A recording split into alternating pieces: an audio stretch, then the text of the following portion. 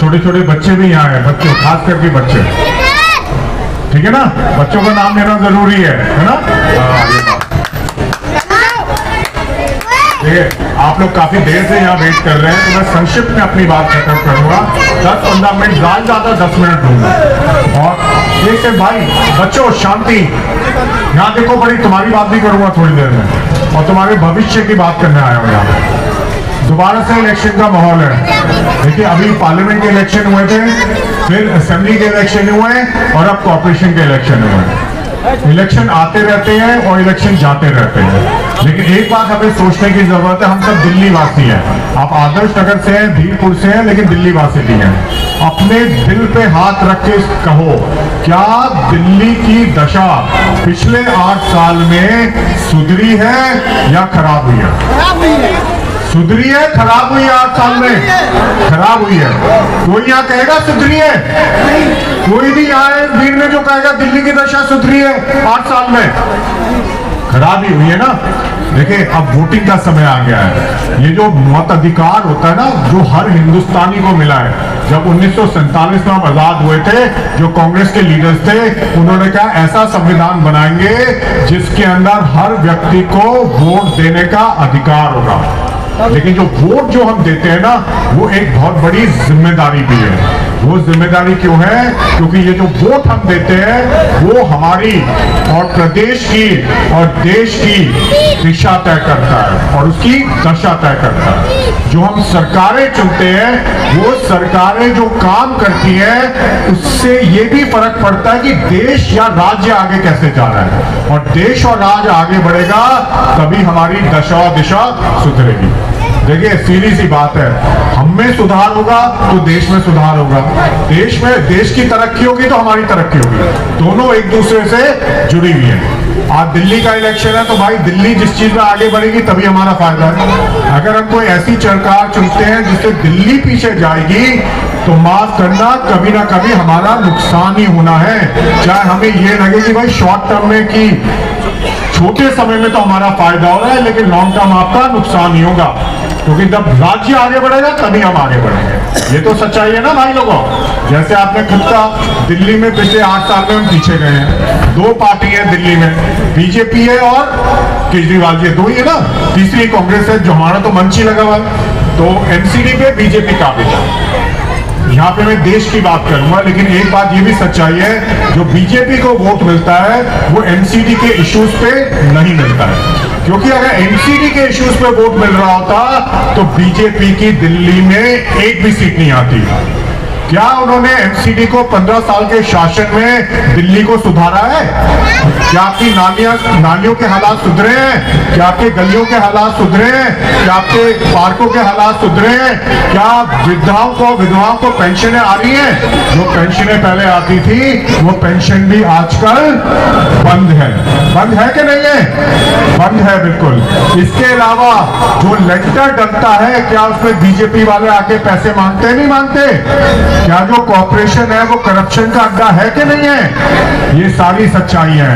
तो अगर कॉर्पोरेशन के मामले पे वोट था तो बीजेपी को कोई भी वोट नहीं मिलना चाहिए था। तो बीजेपी को जो वोट मिलता है वो मिलता है राष्ट्रीय मुद्दों पे। राष्ट्रीय मुद्दों को मिलता ना भाई। सही कह रहा हूं गलत कह रहा हूं? सही कह रहा हूं गलत कह रहा हूं? चलता है, चल रहा है। देखिए कभी कभी ना यहाँ युवा भी बहुत बैठे हैं, युवाओं से बात करने का बड़ा मौका है। बात बताओ सच्ची सच्ची, जब मोदी जी विदेश जाते हैं उनको इतनी इज्जत मिलती है, आपका सीना 56 इंच का होता है?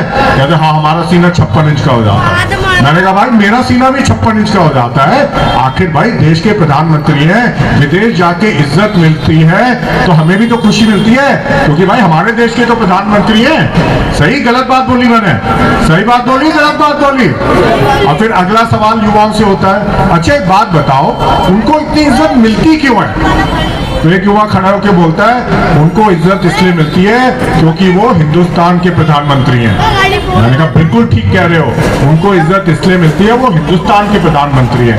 अच्छा, एक सवाल का जवाब और दो। अगर मैंने कहा अगर मोदी जी नाइजीरिया का नाम सुना है ना आपने? नाइजीरिया कहाँ है? अफ्रीका में एक देश है, जानते हो ना सब भाई लोगों? मैंने कहा अगर मोदी जी नाइजीरिया के प्रधानमंत्री होते तो क्या उनको इतनी इज्जत मिलती? तो सारे युवा एक सुर में कहते हैं नहीं, उनको नहीं मिलती। अगर वो नाइजीरिया के प्रधानमंत्री होते उनको इज्जत नहीं मिलती, उनको इज्जत इसलिए मिलती है क्योंकि वो हिंदुस्तान के प्रधानमंत्री हैं। तो भाई, और फिर तुम हमसे पूछते हो हमने 70 साल किया क्या? अगर कांग्रेस ने 70 साल देश का विकास नहीं किया होता तो मोदी जी विदेश जाते, उनको इज्जत कौन देता? वो मोदी जी को इज्जत नहीं मिलती, वो हिंदुस्तान के प्रधानमंत्री को इतनी इज्जत मिलती है। 75 साल हो गए देश को आजाद हुए हुए, जिसमें से ज्यादातर समय कम से कम 65 साल से ऊपर कांग्रेस ने राज किया इस देश पे। कोई यहाँ दिल पे हाथ रख के कह सकता है कि जो आज विश्व में कांग्रेस देश की पहचान है, जो मोदी जी जाते इज्जत मिलती है, जो विश्व में चौथी या 5वें नंबर की अर्थव्यवस्था है, जो विश्व में भारत का डंका बजता है, क्या जो 65 साल कांग्रेस ने राज किया है 75 साल में से, क्या उसका कोई योगदान नहीं है उसके अंदर? है कि नहीं है भाइयों? है कि नहीं है? देखिए 1947 में देश आजाद हुआ था। जब देश आजाद हुआ था ना, सुई तक नहीं बनती थी।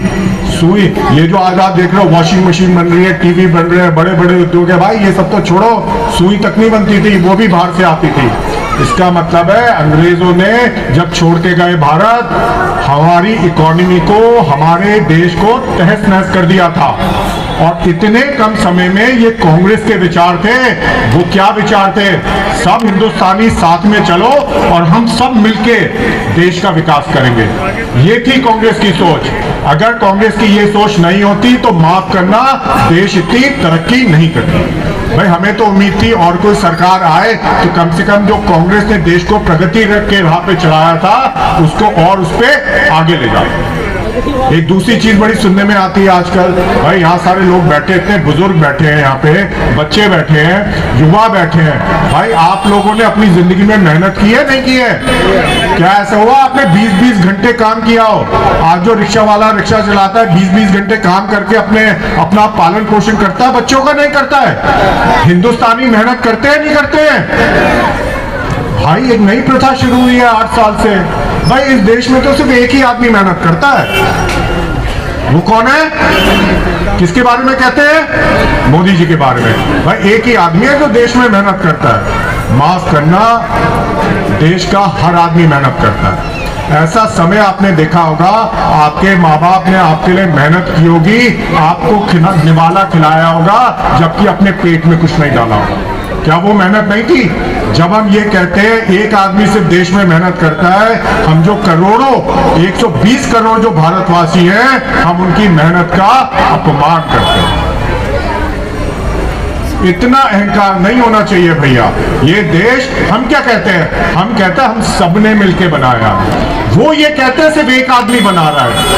नहीं भाई, ये सबकी ताकत है और जो सोच है सबको लात में लेके चले, इसलिए देश प्रगति की ओर अग्रसर है। ये हमें समझ लेना चाहिए। वो भी स्वच्छ नहीं है। ये जुमला सिर्फ बातों का है, आप इनकी बातों में ना आए। कांग्रेस पार्टी यदि जीतती है, दिल्ली में आती है, तो हम आपको हर घर में आरओ का स्वच्छ पानी लगा कर देंगे।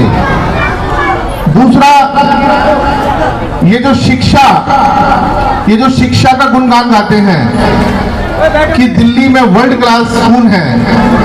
आप स्कूल देखिए, स्कूल मुझे लगता है कि पहली बार ऐसा हुआ है कि किसी भी स्कूल में लेंटर नहीं है, कड़ी सिल्ली डालकर स्कूल बनाए गए हैं। दूसरा, रंग रोगन करके शिक्षा नहीं मिलती।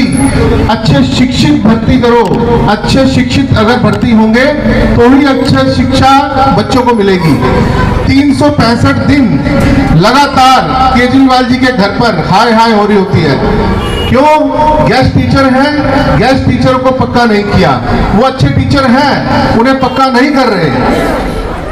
तो हम ये भी वादा करते हैं, जितने भी ठेकेदारी चल रही है, ये जितने भी गेस्ट टीचर है, कांग्रेस की सरकार आएगी हम उन्हें पक्का करेंगे। दूसरा, आंगनवाड़ी वालों की समस्या है। दिल्ली में कई जगह मैंने सुना है झाड़ू वालों की मीटिंग में झाड़ू लेकर दौड़ा कर पीट रहे हैं आंगनवाड़ी वाले। मुझे लगता है हमारे क्षेत्र में भी आएंगे जरूर। तो इनकी नाकामियां हैं, इनकी बातों में ना आए। एक बार सिर्फ कांग्रेस को मौका दें, आपके बच्चों का भविष्य सुधर जाएगा। यहां देखा होगा आपने, ना कोई स्पोर्ट्स क्लब है, ना कोई स्विमिंग पूल है। आपके बच्चे उसी नशाखोरी में रह जाएंगे। आप लोग सोचते हो कि कोई आदमी हमें फ्री का लालच दे रहा है। फ्री का लालच जो दे रहा है ना, वो आपका खाकर आपको लालच दे रहा है। आप साउथ दिल्ली में जाइए, किसी का बेटा इंजीनियर बनता है, किसी का बेटा डॉक्टर बनता है, और हमारे परिवार के बच्चे वही कोई पान की दुकान, कोई रिक्शे की दुकान या कोई मजदूरी, क्योंकि उन्हें अच्छी शिक्षा नहीं मिल रही। जब अच्छी शिक्षा मिलेगी, बच्चे पढ़ेंगे, वो देश का भविष्य बनेंगे। तो इन्हीं शब्दों के साथ आने वाली 4 तारीख को मैं आपसे हाथ जोड़कर निवेदन करता हूं कि हाथ के बटन को दबाकर मिथिलेश मलिक जी को जिताएं, जो आपकी सेवा में उपस्थित रहेंगी। धन्यवाद। जय। हमारे तो काम हुए हैं आज तक दिल्ली सरकार में मंत्री जी मंगताम सिंघल जी ने कराए गांव में, ना कि हमारा आम आदमी का किसी एमएलए ने या किसी ने कोई काम ही नहीं कराया आज तक। मैं आपसे सिर्फ निवेदन करूंगा कि आने वाली 4 तारीख को हाथ के बटन पर मोहर लगाकर मिथिलेश मलिक जी को विजयी बनाएं, यही मेरी आपसे अपील है। धन्यवाद।